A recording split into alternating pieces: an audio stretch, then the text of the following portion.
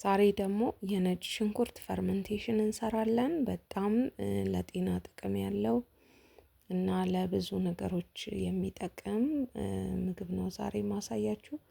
እንደ ምግብም እንጠቀመዋለን። ከምግብ ጋር ነው ብዙ ጊዜ የሚበላው። ብዙ ጊዜ ቻይናዎች ምግብ ሲመገቡ አረንጓዴ የሆነ ነጭ ሽንኩርት አይታችሁ ከሆነ ይሄ ፈርመንቴሽን ወይንም በፈርመንቴሽን ሂደት ያለፈ ነጭ ሽንኩርት ነው። ስለዚህ እንዴት እንደሚዘጋጅ እናየዋለን።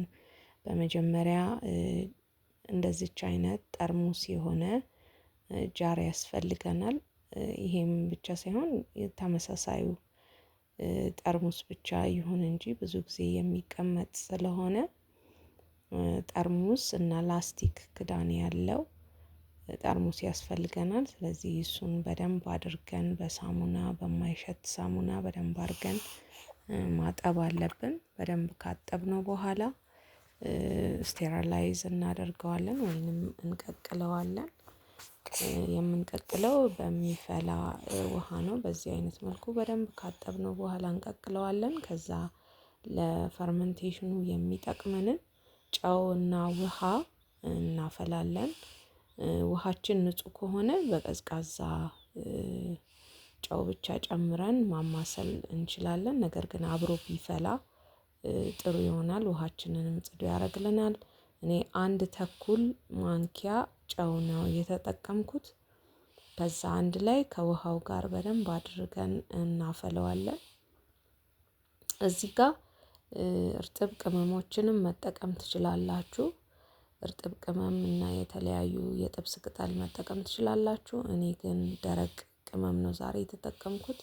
ኮረሪማ፣ ቆንዶ በርበሬና ከሙን ማስገባት ትችላላችሁ። ነጭ ሽንኩርታችሁ ብዙ ጊዜ ንጹህ ቢሆን ይመረጣል። ቅርንፉድም አስገብቻለሁ እና ነጭ ሽንኩርቱ ጥቁር ነገር ካለው ጥቁር ነገሩ መነሳት አለበት። ለዛ በዚህ አይነት መልኩ የላጥነውን ነጭ ሽንኩርት ስቴራላይዝ ያደረግነው ጠርሙስ ውስጥ እንከተዋለን። እዚህ ጋር ጥንቃቄ የሚፈልገው ነገር ንጹህ መሆን አለበት ሁሉ ነገር። ይህን ነገር ስቴራላይዝ የምናደርገው ከባክቴሪያ ነፃ ለማድረግ ነው። ከዛም በኋላ ነጭ ሽንኩርቱን በዚህ አይነት መልኩ ካስገባነው በኋላ ቅመሞቹን ወይንም ደረቅ ቅመሞቹን ኮረሪማ፣ ቆንዶ በርበሬና ቅርንፉድ፣ ከሙን ማስገባት ይቻላል። አንድ ላይ በዚህ አይነት መልኩ እናስገባና ውሃ የፈላውን ከጨው ጋር የፈላውን ውሃ ጠለል እስኪል ድረስ ወደ ላይ ከፍ ብሎ እስኪታይ ድረስ እንጨምረዋለን። እዛ ውሃው መቀዝቀዝ አለበት። እዚህ ጋር ቀዝቃዛ ከሆነ በኋላ ወይንም ለሰስ ሲል መጨመር እንችላለን። ከዛ በዚህ አይነት መልኩ ጨምረን ፕላስቲክ ካልሆነ ብረት ከሆነ ክዳኑ በላስቲክ ማሸግ እንችላለን ወይንም ላስቲክ ከአናቱ ማድረግ እንችላለን። ከዛ በዚህ አይነት መልኩ ከ3 እስከ 4 ሳምንት ወይንም ለ1 ወር ያህል እናስቀምጠዋለን። ከዛ ከለሩ ቡኒ ወይንም አረንጓዴ ከለር ያመጣል። ያ በጣም ቆንጆ የሆነ ፈርመንትድ የሆነ ነጭ ሽንኩርት ነው።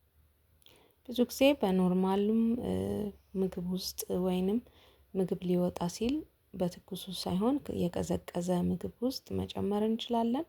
ፕሮባዮቲኩ እንዳይሞት የሞቀ ነገር ውስጥ መጨመር አንችልም እና ከሰላጣ ጋር ፈጭተን መጠቀም እንችላለን። ከትፈን መጠቀም እንችላለን እና በጣም ቆንጆ የሆነ ነጭ ሽንኩርት ነው።